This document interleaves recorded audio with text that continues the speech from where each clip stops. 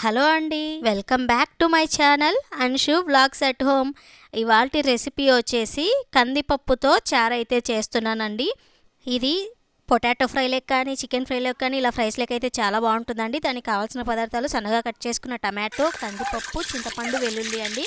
ముందుగా అయితే కందిపప్పుని మంచిగా వాష్ చేసి పెట్టుకుంటున్నాను. ఇందులోకి తగిన వాటర్ వేసుకొని 3 విజిల్స్ వచ్చే వరకు అయితే పెట్టుకున్నానండి. పప్పు ఈ విధంగా ఉడికిపోయిన తర్వాత దాన్ని మెదిపేసి పక్కన పెట్టేసుకొని ప్యాన్ పెట్టి ఆయిల్ వేసి అందులోకి పోపు దినుసులు అయితే యాడ్ చేసుకున్నానండి.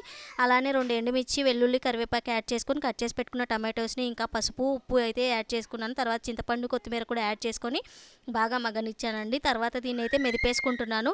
ఇలా మెదిపిన దాంట్లో మనం ముందుగా బాయిల్ చేసి పెట్టుకున్న పప్పుని అలానే తగినన్ని వాటర్ని అయితే యాడ్ చేసేసుకొని ఇప్పుడైతే రసం పౌడర్ని అలానే సాల్ట్ అయితే యాడ్ చేసుకుంటున్నానండి. దీన్ని బాగా బాయిల్ అనిస్తే మన రసం అయితే రెడీ అయిపోతుందండి. ఇలాంటి మరెన్నో వీడియోస్ కోసం మన ఛానల్ని సబ్స్క్రైబ్ చేయండి.